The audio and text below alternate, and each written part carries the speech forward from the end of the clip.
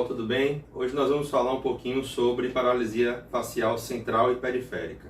Condição clínica frequente e que certamente muitos de vocês já viram ou virão na prática clínica. Então vejamos. Na paralisia facial central, isso quer dizer que a lesão está acima do núcleo do nervo facial, do sétimo par craniano. E esse núcleo do nervo facial em cada lado, ele está localizado no tronco encefálico, na ponte. Se eu tenho uma lesão nas fibras desse nervo, ou que originam o nervo facial, acima do núcleo do facial, eu digo que eu tenho uma paralisia facial central. Se a lesão ocorre no núcleo do nervo facial ou nas suas fibras infranucleares, ou seja, as fibras que vão emergir para formar o nervo facial de cada lado, então eu digo que eu tenho uma paralisia facial periférica. Na paralisia facial central, nós vamos ter o acometimento dos 2/3 inferiores da face, do lado acometido, também chamado de andar inferior da face. E o que é que isso se manifesta? Como isso se manifesta clinicamente? Esse paciente ele vai ter um apagamento do sulco nasolabial, que é esse daqui, certo? E você vai ter a boca desviada, o desvio da comissura labial. A boca vai estar desviada para o lado oposto à lesão. Então, se eu tenho uma lesão do lado direito, certo? Eu vou ter o desvio da boca para o outro lado, para o lado esquerdo. Entretanto, esse paciente, na paralisia central, ele mantém a capacidade de franzir a testa, e de fechar os olhos. Por quê? Porque esta funcionalidade do nervo facial, vai estar relacionado a fibras que provêm dos 2 hemisférios cerebrais e não apenas de um, como nós vamos falar daqui a pouco.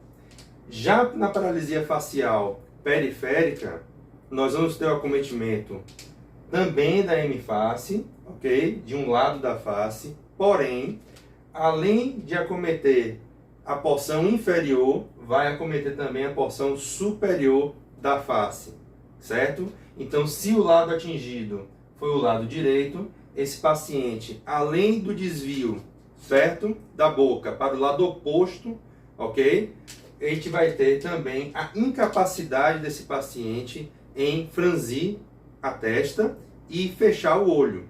É por isso que, quando nós pedimos para o paciente fechar os olhos na paralisia facial periférica, nós observamos que ele não consegue. Isso porque o nervo facial ele vai ser responsável pelo fechamento da pálpebra.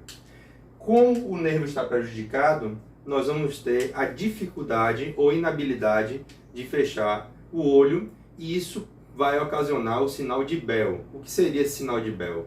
O sinal de Bell compreende justamente a tentativa do paciente em fechar o olho, provocando uma percepção da esclera, da porção branca do olho, e isso é chamado sinal de Bell. Então, quando o paciente vai tentar fechar o olho, na paralisia facial periférica, aparece a parte branca do olho, a esclera, que vai se configurar no chamado sinal de Bell.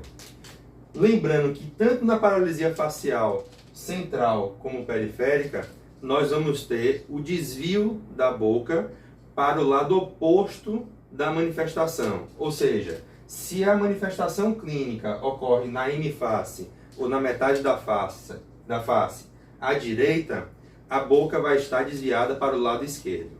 Se a manifestação clínica ocorre na hemiface esquerda, a boca vai estar desviada para o lado direito, ou a rima bucal, nasolabial, vai estar desviada para o lado direito. Agora, por que na paralisia facial central eu tenho acometimento apenas da porção inferior da hemiface e na paralisia facial periférica eu tenho o comprometimento de toda a hemiface, tanto do andar superior quanto do andar inferior, perdão. Então vejamos. Vamos pegar aqui o exemplo do hemisfério esquerdo. Aqui eu tenho a área do córtex motor primário da face e essa área vai emitir, ok, o trato córtico-bulbar. São fibras que saem do córtex, especificamente aqui da área da face, e vão se dirigir para fazer sinapse com os neurônios que estão no núcleo do nervo facial na ponte. Mas observe que o hemisfério esquerdo vai emitir fibras tanto para o núcleo do nervo facial do lado contralateral, ou seja, do lado direito, como também para o núcleo do nervo facial do mesmo lado, ok? Do lado esquerdo. Então observem que cada hemisfério cerebral, cada área motora primária da região da face vai emitir fibras para ambos os núcleos dos nervos faciais. Ora, essas fibras vão emergir e vão formar de cada lado o sétimo par craniano, que são os nervos faciais. Só que essas fibras provenientes de ambos os hemisférios só inervarão esse andar superior ou porção superior da face. A testa ou a fronte, as pálpebras e também, como tem aqui a porção parasimpática, as glândulas lacrimais, ok? Então, e algumas glândulas também outras, como a salivar. Então, o que acontece? Nós vamos ter aqui uma dupla inervação no território superior da face.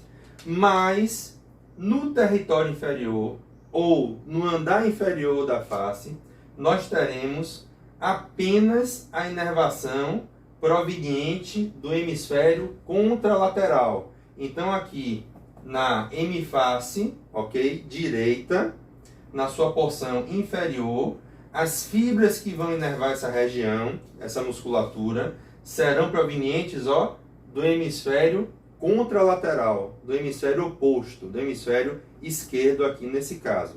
É por isso que quando, por exemplo, nós temos uma lesão supranuclear, ou seja, que está acima do núcleo do facial, nós teremos a lesão dessas fibras que provém de um dos hemisférios. Então, se eu tenho, por exemplo, um AVE, um acidente vascular encefálico, aqui na região do hemisfério esquerdo, a manifestação clínica da paralisia facial central será na hemiface direita, porém somente nos 2/3 inferiores ou no andar inferior desta hemiface.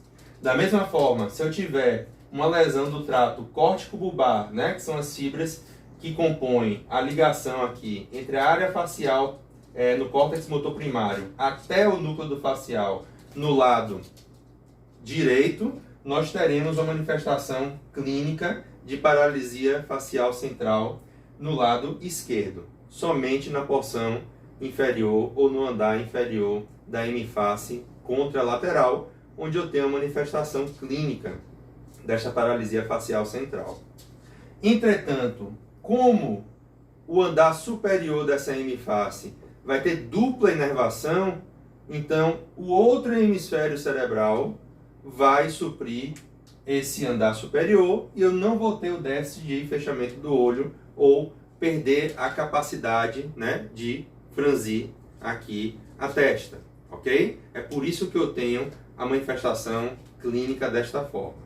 Por outro lado, se eu tenho uma lesão no nervo facial em si, no sistema nervoso periférico, que são as fibras que emergem do núcleo e vão terminar aqui na junção neuromuscular, aí sim nós vamos ter um comprometimento da dupla inervação, que vai para a porção superior da hemiface lesada e também das fibras que foram provenientes do hemisfério contralateral e que vão inervar aqui esta hemiface que eu estou representando, que no caso aqui é do lado esquerdo, certo? Então eu vou ter um comprometimento tanto da inervação dupla como da inervação única da face. Logo, esse paciente com paralisia facial agora periférica, ele vai ficar com a incapacidade de franzir a testa, então a testa dele não vai ficar enrugada, ele não consegue enrugar, franzir a testa, não consegue fechar o olho, então a gente vai ter aí também o sinal de Bell, e Da mesma forma que a paralisia facial central, a boca vai estar desviada para o lado oposto da manifestação clínica. Repetindo, se eu tenho uma lesão do lado esquerdo, a rima bucal vai estar lateralizada para o lado oposto, ok? Para o lado direito, por exemplo. Ok? Então, esse é um tema básico, um tema muito frequente, e é importante nós conhecermos a neuroanatomia e as manifestações clínicas dessas manifestações de paralisia facial, tanto periférica como central. Era isso, pessoal, que eu tinha para falar. Se curtiram, se gostaram, por gentileza, deem um like. Se não se inscreveram no canal ainda, se inscrevam e até a próxima.